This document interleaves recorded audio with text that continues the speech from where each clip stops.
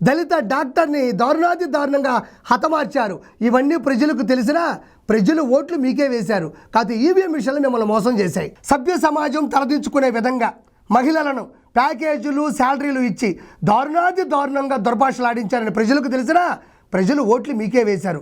కాదు ఈవీఎం మిషన్లే మిమ్మల్ని మోసం చేశాయి. పోలవరం ప్రాజెక్టుని పూర్తిగా గాలికి వదిలేశారు అని ప్రజలకు తెలిసినా ప్రజలు మీకే ఓట్లేశారు.